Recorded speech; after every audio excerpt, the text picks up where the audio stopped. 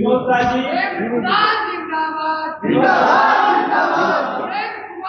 Dinu sir को sir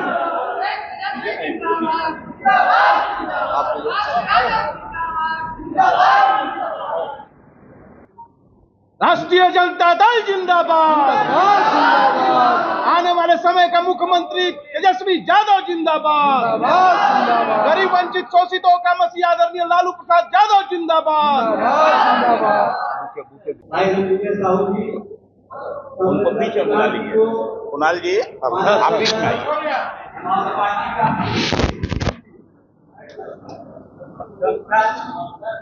Lalu ji के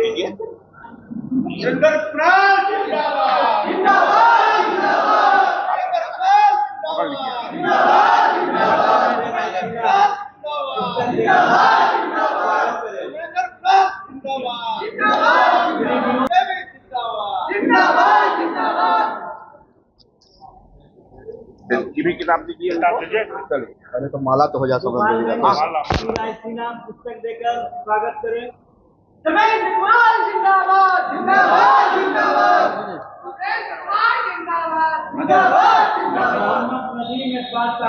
जनता दल नेता कटिहार रणविजय जी आपसे मुलाकात है। माला देकर नदीम साहब को दीजिए। पार्टी का प्रतीक ग्रंथा और रायसीना गोपालगंज को रायसीना पुस्तक देकर स्वागत करें। अब इसके बाद श्री नलिनी मंडल जी, जनता पार्टी के नेता। नलिनी भाई, बहुत ही खुशी के साथ मेरी और मेरे साथियों की घर वापसी हुई। 11 महीना, हम ये कहें कि राजनीतिक जीवन में 11 महीना अपने विचारधारा से समझौता कर चुप रहना एक बड़ी सजा है पॉलिटिशियन के लिए, और वो सजा हमने खुद स्वीकार कर ली। शायद ये परिस्थिति का मैं शिकार हुआ। अप्रैल महीना 2024 में हम लोग विनोद जी, नदीम साहब, तमाम साथी और कटिहार के बहुत सारे साथी राष्ट्रीय जनता दल से इस्तीफा देने का काम किया, जो दुर्भाग्यपूर्ण था। बावजूद जो स्थिति, जिस दल में हम लोग गए थे, जनता दल यूनाइटेड, हम लोग के दिमाग में यही बात थी कि वो भी समाजवाद से पैदा हुई है। समाजवाद से, समाजवादी विचारधारा से बिहार में 2 राजनीतिक दल है, एक राष्ट्रीय जनता दल, एक जनता दल यूनाइटेड। जनता दल यूनाइटेड समाजवादी विचारधारा पर अब नहीं चल रही है। क्योंकि मैं ये बात दावे के साथ कह सकता हूं कि जब आप सांप्रदायिक शक्ति के साथ समझौता कर लेंगे, जो सांप्रदायिक शक्ति समाजवाद का रीढ़ है, तो आप समाजवादी विचारधारा की पार्टी नहीं कहे जाएंगे। इसलिए हम लोगों की घर वापसी हुई। एक तरफ ऐसा महसूस हो रहा था हम लोगों के जीवन में 11 महीने के काल में, जैसे माँ से बच्चा बिछड़ जाता है, किस तरह परेशान होता है, ठीक उसी तरह से अपने संगठन राष्ट्रीय जनता दल से बिछोड़ने का दर्द हम लोग को महसूस हो रहा था। इसलिए आज हम लोग को काफ़ी ज़्यादा खुशी है कि हम अपने घर को आ गए। यहाँ एक एक व्यक्ति जितना प्यार मोहब्बत दिया, मैं उसके प्रति कृतज्ञ हूँ और हमारे सभी साथी कृतज्ञ हैं। दोस्तों, भारतीय जनता पार्टी की जो बिहार में और पूरे देश में जिस ढंग से काम कर रही है, उसके गोद में बैठ गई है जनता दल यूनाइटेड।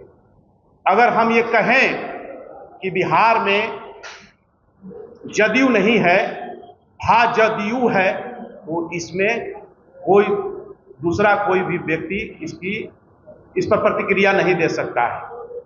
मैंने लोकसभा चुनाव में देखा कि उम्मीदवार जदयू का, सिंबल जदयू का, और उनके कंधे पर पट्टा भाजपा का भगवा लगा हुआ।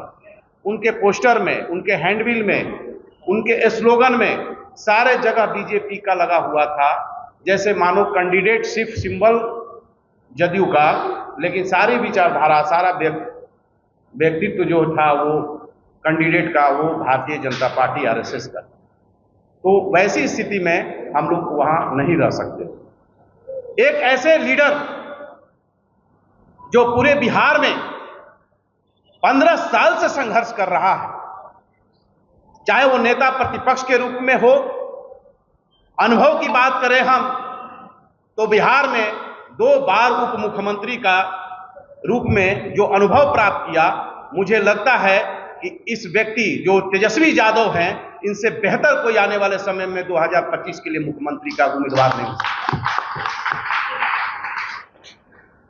मुख्यमंत्री के रूप में तेजस्वी जी का कोई विकल्प नहीं है। आने वाले समय में तेजस्वी ही होंगे। ये मीडिया का रिपोर्ट भी बता रहा है, क्योंकि मीडिया का रिपोर्ट तो जनता के स्वर पर आधारित होता है और जनता के स्वर यही कह रहा है, जनता के विचार यही कह रहा है कि आने वाले 2025 में मुख्यमंत्री के रूप में तेजस्वी जी की ताजपोशी होने जा रही है।